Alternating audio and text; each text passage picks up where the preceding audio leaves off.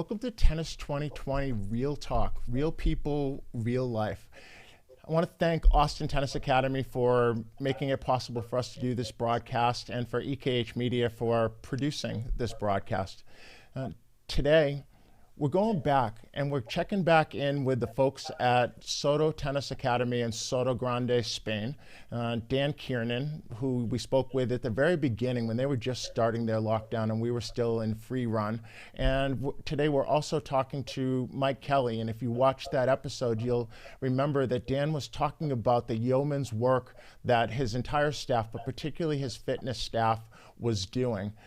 So we have the two of them on and we're going to check in, see where things are. Hi, guys. Hey, Duey, how are you? Good. Where are you in this lockdown process? Has it changed at all? And how long have you, I don't even know what day it is. What is it for you? So we're day 17 now. I'm not sure exactly which day it was that I spoke to you last, Dewey, but yeah, we're good. We're good. It's evolving. It almost feels normal now. Our what was the new world almost feels like a normal world now. I think we've done, as we talked about last time. Obviously, the team's done an amazing job. And I believe we've kind of got into some really nice routines now where, we're learning all the time. We reflect. We have our reflection meeting each morning on what's happened and what's been happening, and update on all the projects. Everyone's taking a real clear role and leadership in a certain aspect of what we're doing. And I think some really nice things have been happening. I think the feedback from our own players and parents, which is our priority, has been extremely good. We've seen development happening, which in a time like this, I think was always going to be the challenge. And I think getting the buy-in from players and parents that actually, you know what, guys, it's one thing for us to say this is an opportunity. And that was always very much our message. As we talked about before, this was reframed very fast in our heads. But I think players and parents are seeing some real genuine development happening on the physical side, on the mental side, the tactical side, and really starting to get a little bit more ownership of understanding their games. So yeah, I mean, don't get me wrong, we don't want to be doing this for the next couple of months if we can get back onto the tennis court. But in the circumstances, I would say it's been a really good couple of weeks where lots of great things have happened, and I'm sure Mike will let us know in a moment. For us personally as an academy, but also personally as individuals, it's been a really refreshing period of time for us to upskill. My technological skills have gone through the roof. We've developed a podcast now. We're doing lots of Instagram lives where, the ability for us to be able to put things out on YouTube, all of these different areas that I've always had personal ambition and also had an academy ambition to do. We have had the time now to be able to do it. I thought I would have a lot of time to read and a lot of time to do these things. I haven't had a chance to do any of that, but I have had a chance to really upskill myself, and I know the team as well. But yeah, I don't know what you think on that, Mike, as well. Yeah, Mike, you're the new one to this little group of us, right? So it's now the Three Musketeers or something here on this broadcast. What has life been like for you? Do you live in a home, a single family dwelling, an apartment dwelling? What does life look like for you? Yeah, there's me, my girlfriend, and my dog. We live in just a normal apartment. We've got space. It's not too small that we're on top of each other all of the time, but it's not the expansive space that we're used to around here. So yeah, like we we don't have a great deal of space, but we're making the best of it. We have a dog, so we're allowed 50 meters away from the apartment twice a day. So it allows us to get a little bit of fresh air and a bit of a walk. But yeah. So is that 50 meters away from your actual door, or what does a complex look like there? Here, an apartment complex might be fairly large and it has some courtyard spaces and things like that. What does that 50 yards look like? So from the main entrance, I would say, so onto the road, onto the marina area. If you're walking along the road, we've spoken to people that have been stopped by the police, and if they are 100 meters, 150 meters away from their home, they're told to go back to a closer radius to where they live. So, like Dan's mentioned a few times, they've been pretty strong here, which in terms of fighting the virus and fighting any type of spread is a really good thing. It just limits us as to what we can do and where we can go. But as I say, we're making the most of it. You talked about communal areas. We've got a little area downstairs with a pool. We're allowed down there for a short period of time. We've got an underground car park, which is maybe 90 meters, 100 meters. So we've been going down there most days doing some exercise. And some of the videos that I've been recording are actually from down in the underground car park. So Dan's used the word a few times, it's reframing. What can we do? There's lots of things that we can't do, but it's not dwelling on those things. It's coming out of the other end of this, thinking, what can I do now that I couldn't do before I went into lockdown, and trying to use it as an opportunity to upskill, like Dan said, upgrade in certain areas, whether that's video editing, whether that's, I personally, Dan hasn't been able to, but I've been able to read a little bit more, listen to podcasts, upskill in other ways. And we're trying to, I think, before you can instill that onto the players within the academy, you've got to instill that into yourself. It's got to be something that you can sell comfortably, knowing that you're doing it as well. So I think upskilling them in terms of encouraging the younger ones to learn how to cook certain meals, to simple things, make their beds, tidy their rooms, and then going on to two other things that we may touch on in this talk, if challenges and upskilling in whether that's mobility, whether that's physical body weight skills, anything like that as well. So reframing's been the big one for us as an academy and me personally. One of the big wows from the first conversation with Dan was him talking about that you and your fitness staff, strength and conditioning staff, had created 170 videos over the course of just a couple of days to be able to keep people's programs going. How are you continuing to make those? Because I think I saw on Facebook that there's now over 200 of them. Yeah, we're 300 plus. And what we've also started to do is I don't know if you can see this, Mike, but we're showing one of the videos that you've created. So this is just part of our normal mobility routine that we would do with the players each morning before they played tennis. But then they see us performing the exercise.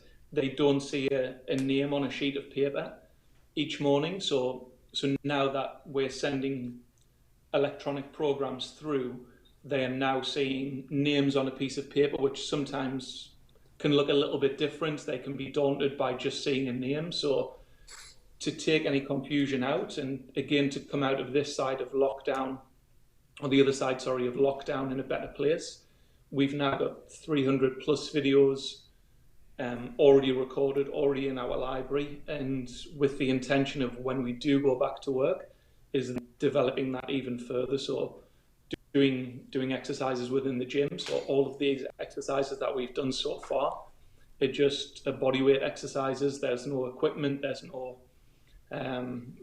fancy equipment, bars, technology that we're using. It's all just body weight movements, which we're proud. Like Luke, who is my assistant, he's done a fantastic job in what he's done, and just continuing to offer a service. The service that we offer, I don't feel like it's diminished at all. It's just changed. The players are still getting multiple fitness sessions per day, designed and implemented by the S&C team. It's just the delivery that's not there at the moment, which we can't change. So we're just playing by the new rules and trying to make the best of the situation. So Dan, of the various components that you have that you've been trying to or have been delivering through these different mediums, which have been the ones which have been easiest to deliver and what's been a little more challenging? That's a good question. I think the challenge is more amongst the buy-in from certain players and parents than the actual content that's being delivered. You know, I think the way that we've looked at it is exactly what Mike says there. Where it's a changing program, but it's not a depleted program.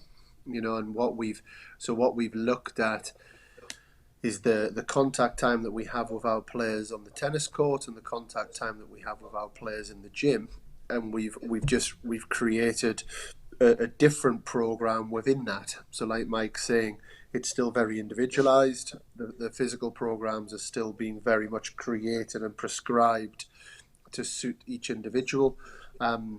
If actually maybe more work is going in now than normal.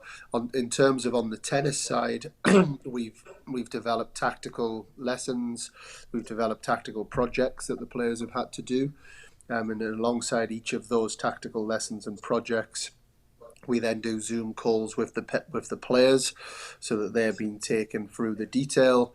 They can feedback amongst themselves, and I would say that's been one of the real positives that's come from this as well, is using player feedback and almost using that self-policing within the players themselves. You know, there was one Zoom call that I ran with the older players, and I kind of sat back and just listened to them almost teaching each other. And every now and then I maybe facilitated the conversation to go into a certain direction. So I would say that's come across that's really well. But the slight challenge on that has probably been more not necessarily the players' unwillingness to do it, but with our players that are going to school, what we found is that the schoolwork has been quite heavy. So they've been pretty much doing 9 o'clock till 4 o'clock school, and because that's a lot of screen time, our players have been getting more tired than they usually would from a day at school. So I've been working closely with the school, and they've made some adjustments on that as well. You know, so that's we've overcome that challenge. Then on the mental side, again, this is a program that we have someone that's already working with us in a consultancy side of things, and he's been brilliant from Australia. He sent through 28-day challenges. You know, then we've actually started really developing that work. So rather than that work just sitting on a portal and every now and then us going into that as an academy, that's really been at the heart of what we're doing every day as well. And having that time to do that and really work on the mental fitness side of things has been invaluable, really. And I would say the buy-in on that has been fantastic. If anything, one of our big challenges has been around time. And actually not having enough of it, you know, and wow. Not so much, you know, the challenge hasn't been what do we do, you know. I think we've been able to absolutely bring that together, but also then us as a coaching team, how we keep ourselves focused on what needs to be done on a day-to-day basis, because also our minds have gone to developing other projects as well. So yeah, there's been absolute challenges along the way, but the biggest one I would say would be around time and just organisation of that time. And Can I ask you a question? Sat down as... about the Absolutely. sports psychology part of it. Absolutely. And we need to get back to Mike in a second on the S&C side. But do you do a lot of scripting with the players, so performance scripts and things like that? Is that part of the physical It part can, that you it, do? it can I be, mean, you know, I'm sorry, the psychological part that you do. yeah, it's an element of it, you know, so there is visualization part of it. There's different, it's broken down into different elements of the program. So there's 5 chapters as such, which we're going through, you know, in a structured manner. One of them is creating visualization and creating different situations that they go through. There's a lot on aiming and maintaining their attention. There's a lot around having real strong committed actions and understanding their routines and where their committed actions would go. There's a lot at the start of the course. It's very much about understanding the concept and understanding how we look at mental toughness and mental fitness, and then being able to put the building blocks in place on that. And what's then coming through each day, there's a 10 to 15 minute challenge that each of the players have, you know, in which can be some really fun things to some areas where it is all about, you know, linked into mindfulness, the mindfulness side of the mind, into also then having proper lessons. So we've got video lessons that are already uploaded onto the portal, you know, watching videos, and then again having group discussions on that. So 3 times a week we get together just on the mental side to have group discussions on what they've learnt, sharing examples of when there was a time where your mind wandered off. We call them passengers, and the passengers are your negative thoughts and feelings, you know, that your passenger wandered off to think about something else, or you created nerves and anxiety, and just sitting around in an open forum and being able to share that has been, I know for me personally, has been very beneficial, but I know the players have fed back on that as well.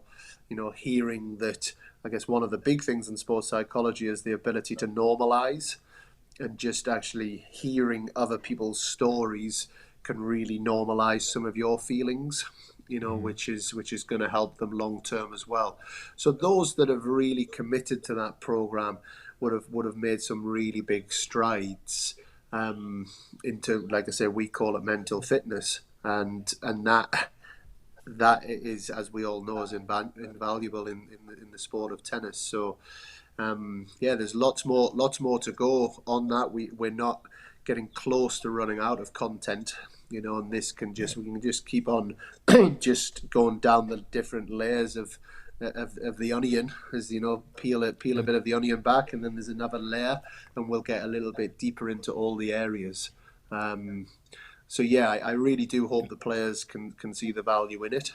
It does seem like you might need a lot of content because, you know, who knows how long we're going to be here. Yeah. I think from the strength and conditioning side, one of the things I've always felt is it's important to be able to measure progress, right? So I'm doing something. I always know that in anything I'm doing, if I continue to do it, I will be someplace a year from now, which is very different than where I am at this moment. But if I don't know where that target is, I won't know if I've actually made the progress that I wanted to make. I just know that I will have changed. What are you doing on the strength and conditioning side, Mike, which is allowing you to measure how effective these programs that you're developing are? I think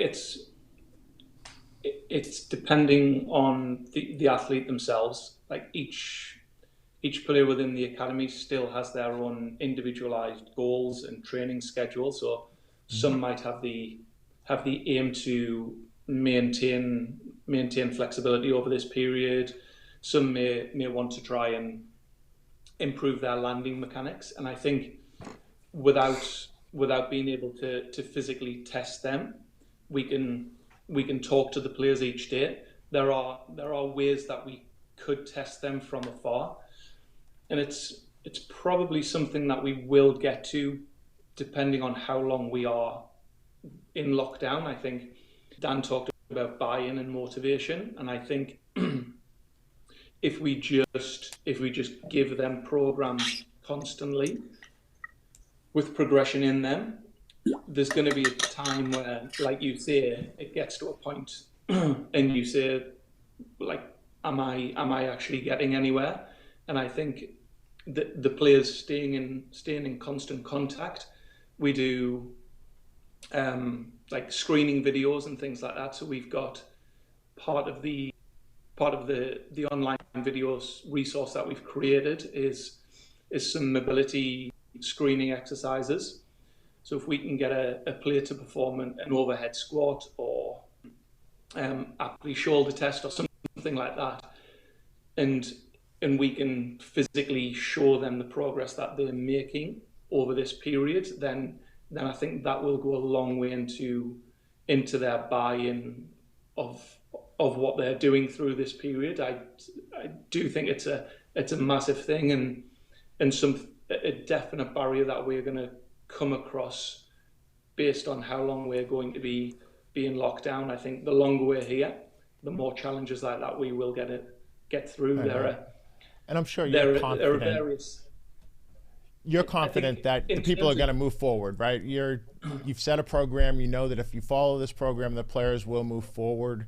The challenge is that they need to know that they're moving forward so that they don't get frustrated. Yeah, absolutely. I think that is that is the key. Myself and Luke know that if they continue to do the work that they've been doing, they will. It's just keeping them motivated and adding layers into the program to keep that motivation high. So adding challenges, adding a little bit of competition, anything like that they will then move forward to. So there are definitely parts in anybody's program that are a bit more of a grind. Some things that you feel like you have to do, and then there are other things that you love to do and can't wait to get into. So as long as we're checking those boxes, I think we're in a good place. Yeah. How do you feel? What's it going to look like as we come out of this? If you guys are already almost 3 weeks in, right? How long has the basic lockdown in Spain been extended to at this point? Because I think I heard that it had just been extended further. Officially April the 11th currently. We'll see. I guess that would be a month. I would imagine once lockdown there's going to be parts. I guess if we're realistic on this, it's going to be difficult to go, okay, everyone's in the house for 4 weeks. Okay, everyone, off you go. Just crack on with your life. And, right. You know, I would imagine it's going to be they're going to have to bring that in a progressive way. Whether, you know, sporting clubs or places of potential mass gathering might have a little bit longer. You know, we don't know that, but that's what I would hazard a guess that there will be a period of time where before we get back to normality, it's not just going to go boom. And then I would imagine there's another period of time before it becomes a free world again, where people are able to travel around and, you know, jump on aeroplanes and, you know, cross borders and, you know, all of those type of things. So yeah. So I mean, we're prepared for this to go as it goes. You know, there's a primary thing here, and that's everyone's health and safety. You know, and everyone that is ultimately the number one thing. You know, and we fully respect that. You know, then there's you know, I've got my team, and you know, I love them all to bits and work in a very close manner with them. So they will then be very, very much on my priority list to make sure that we're all taking care of each other, and we're finding ways to make sure that we continue ultimately surviving. It's survival. It's survival right now. It's not necessarily, let's all work together so we can be buying a new Mercedes next year. It's about us, keeping roofs all out over our heads, food on the table, and also, and I think really importantly, us all understanding that and this I think links in a little bit to the question you asked Mike before with the players, ensuring that there's still a really clear purpose and meaning to everything that we're doing here. Because ultimately that's where our motivation will come from, and that's where we'll have the day-to-day disciplines and routines and all of the things that are needed in any field in this world. And I think if you lose your purpose and your reason and your meaning, then you get yourself in a little bit of trouble. So I certainly see it as one of my roles is that I'm continuing with the coaches and with the players to make sure that they know what this is all about and where it's going, because every single day is an opportunity. It's a bit of a cheesy saying, but it is an opportunity to get better, and I don't believe that people really stand still. They get better or they get worse. So if if somebody looks at this as 6 weeks off and stops doing what they need to do, the reality is it's going to be a much harder process to get back to where they want to be in order to compete, whether that's compete on the court, whether that's compete as a coach and be a successful coach, whether that's whatever it might be. So every single day we just, there's certain things we can't do, but we can still get a little bit better every day. And people will only buy into that if they know where this is going and what the purpose is. So we might be back on court in 2 weeks, 3 weeks, 4 weeks, 5 weeks. When we are back on court, I'm sure there's going to be a transitional period before we have everyone back at the academy, because we are a global academy. We have people from all over the place. So I would imagine not everyone's going to be back immediately. So we'll carry on, and I'm sure we'll be in a place where we're doing 50-60% of our work on the courts, and we're still doing 30 or 40% keeping in touch virtually with those that aren't back, and we'll go with that, whatever it is. But that stuff is out of our control, and what we do, we control the controllables. I can. So that's it. And that it all jumps back into that, and that keeps me focused. Is this in our control? Yes, it is. Okay, let's do everything we can. Is this in our control? No, it's not. Okay, we have to just take that for what it is, and we don't try and stress too much on that. I would say the strength and conditioning is certainly within your control, and the thing which takes so long to build and goes away so quickly. Absolutely. Mike. Please. I think jumping on to what Dan was saying about, or what you asked Dan about, going back into the program once lockdown is over. I think mine and Luke's job becomes massively important in terms of how we monitor the players' wellness, their training loads as they re-enter back into training. There's going to be a big transitional period for any tennis player getting back on the court. You can't just go from feeling like you've done a lot of physical work to going back onto court and not expecting to get maybe little niggles in the shoulder, hips, wrists, if you haven't gradually phased yourself back into that full training as well. So I think there's going to be a massive transitional period from both a travel and a logistical point of view, but also from a let's look after these athletes point of view as well. I think it's very, very easy for us to get back on the court and end up 3 or 4 weeks later with a lot of broken athletes. So it's there's lots of things to consider as we come out the other side of things. Yeah, so while I may be stronger, I might have gotten a little bit quicker or faster because I haven't done it in a tennis specific with those specific movements all the time. I could come up with, like you said, little niggles here and there where Absolutely. Trying to apply the benefits to and that's world. Where, if I can jump in here, I think that's when we think of strength and conditioning coaches, we think of their jobs to get them fitter, stronger, more robust, all of these things, absolutely. and we're very fortunate. We've got guys that do an amazing job on that. But I think also as tennis coaches, we also need people to just rein us in at times.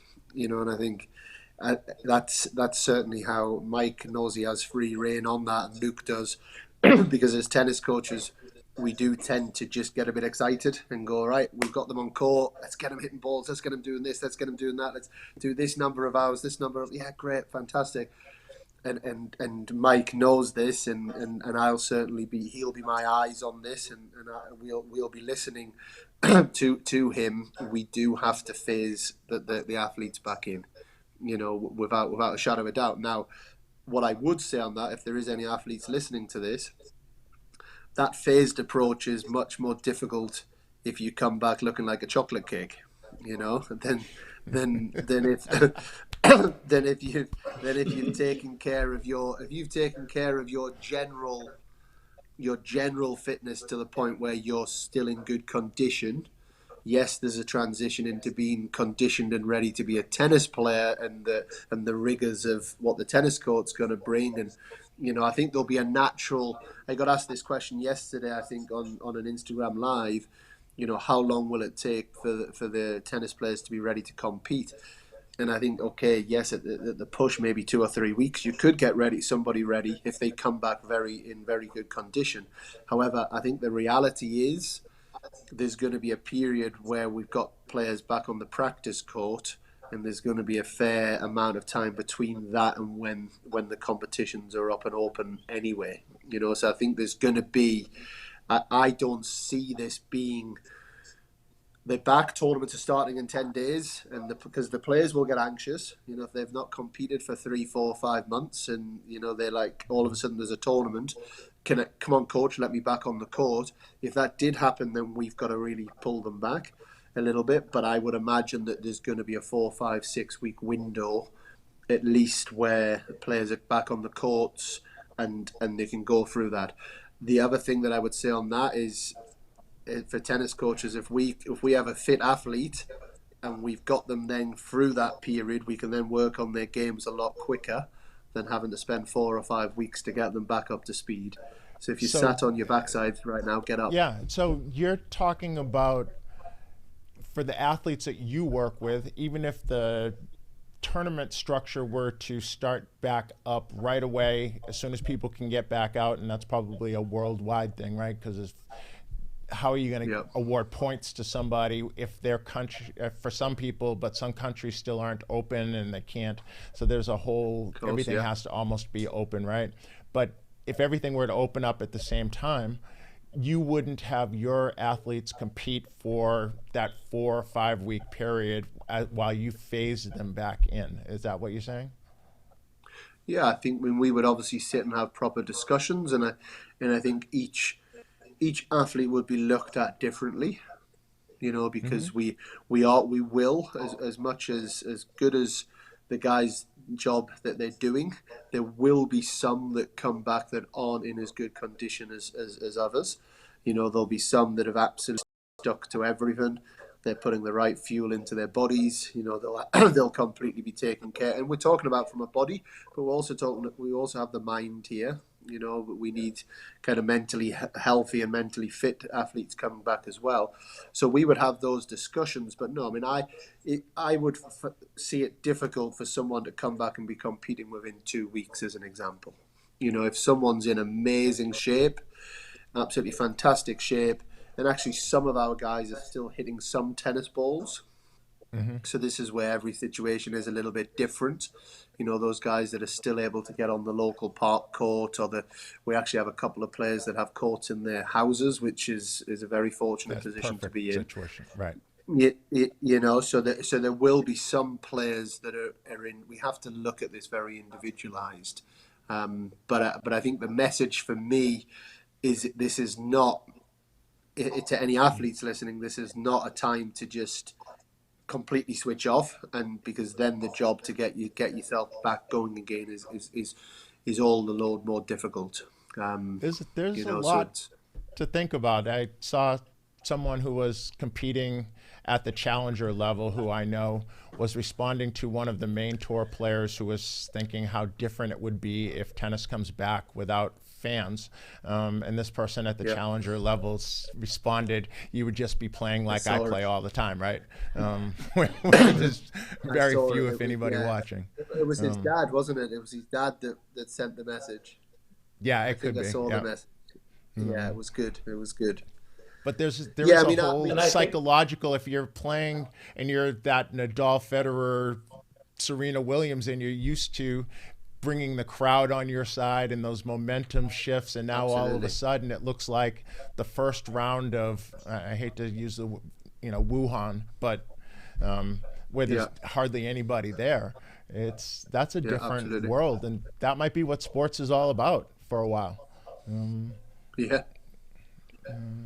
Yeah, I mean, I the way that I see it, I think that, and I think a lot's going to fall on the federations now. Obviously, the USTA is a big federation. The LTA in the UK is a big federation.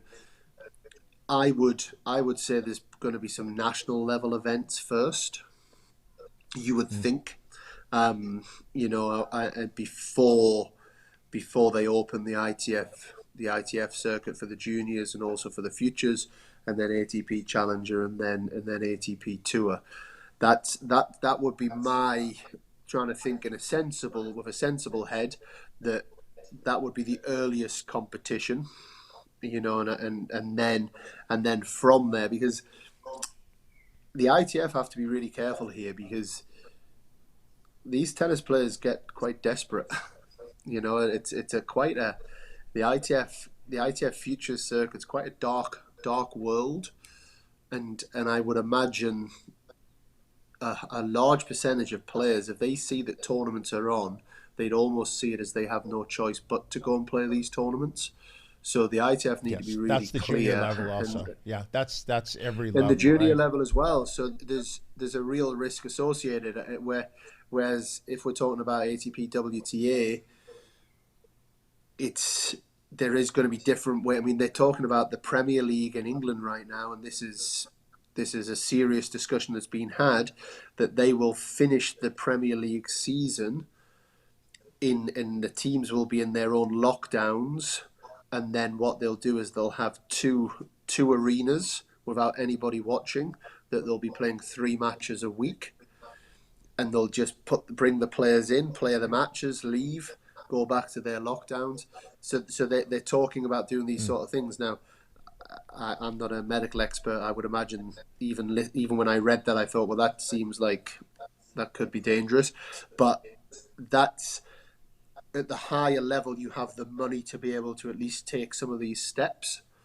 And there's the resource there, and there's obviously the TV demand, and there's all of this demand there, that they would be able to take some real clear measures. How much they can stop the virus. Obviously, we know that that's not possible. But the ITF circuit juniors and the ITF futures, there's not going to be any measures in place. It's just a free-for-all. And all of a sudden you've got hundreds of people flying around the world. And if we're in a place where this is not safe, then they have to be careful, I think. So I'm going to address this one to Mike, but Dan, please feel free to jump in. Yeah. Do you think it would behoove the governing bodies to talk to the academies and the people who are responsible for bringing these players back in, and asking, well, what will it take for players to be able to get back into it physically and emotionally? Are you being consulted, and do you think facilities and programs like yours should be consulted? I think at least governing bodies talking to their staff, their S&C coaches, that type of thing is a massive step. Again, on the football talk, the players are already talking about if football does restart, they would need a 4 to 6 week pre-season, and I think that's similar to what we would expect and ask for. Is that I know the ITF is a business, But in terms of their duty for player welfare and player care, they, as soon as tennis courts open, they can't then straight away put tournaments on. There needs to be, look, like, tennis courts are now open, like in 6 weeks' time or in 8 weeks' time. This is when international tournaments are going to start up, or national tournaments are going to start up. We need, I think, as I say, for player health and player welfare, we need them to be almost told that this is going to be put in place, because, like Dan said, on the transition tour, it can be quite desperate in terms of, if there's a tournament, I've got to play. They don't play because they feel like they will do well. They play because they feel like it's the only option. They need to get out there. So there's a massive duty for the governing bodies to do that. Yeah, and I have no doubt that the federations have really great people in place, the national coaches, the strength and conditioning coaches, but that's a small number of elite players that they touch. If we're talking about opening up a tournament structure from top to bottom, we're talking about hundreds of thousands of players. We probably, between Austin Tennis Academy and SotoTennis Academy, probably have more players than a national strength and conditioning coach would see on a given year, right? So we see a lot more, and we see a lot more concerns. Do you feel like it would behoove them to consult at the program level, I don't want to say the grassroots level, because a lot of people equate that to the little beginners doing quick start, but those that are working with large groups of players on the ground as they develop these things, rather than pontificating from the top and then the players saying, well, I didn't know about that, or with the French Open getting moved to right after the US Open, there was pushback even from the federations, right? Because people weren't consulted. What do you think, that academies and players will feel left out? It would be great. It would be great to think that that's how things would work, but it's not going to happen.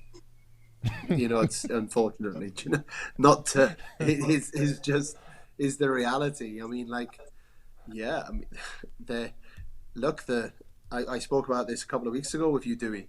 Our players, it doesn't matter if they're Soto tennis players or not, but our players were in the middle of matches, thousands of miles from home, and they were told halfway through the match, "You're done. Yeah. We're done, guys. You're done." There's that example. You see a lot of these ATP WTA players coming out, and they're tweeting about it, and being quite vocal about it. Nothing's going through them.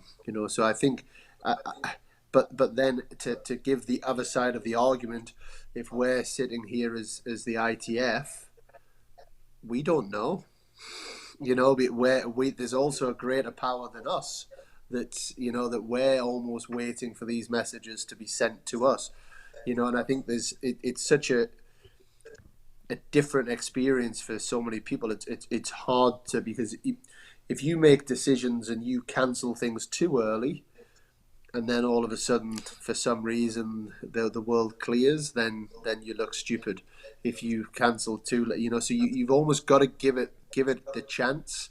But I'm going to make a statement now, which you can come back and you can all jump on me. I don't think that the ITF, ATP, and WTA will play any more tournaments in 2020. We're going to leave it right there. There it is. And, if I could take this off the stand and drop the mic, there it is. There's the drop the mic moment. Came right there. Dan Kiernan said, no more tournaments, 2020. Get ready for 2021. I know that you've had to cancel your 10th anniversary celebration, right? So you're about to celebrate the 10th anniversary. What we're doing, Dewey, is we're making space now that there's going to be no tournaments till 2021. We have Soto Tennis open for all players to come and practice for the next 6-7 months and get into amazing shape, ready to start 2021.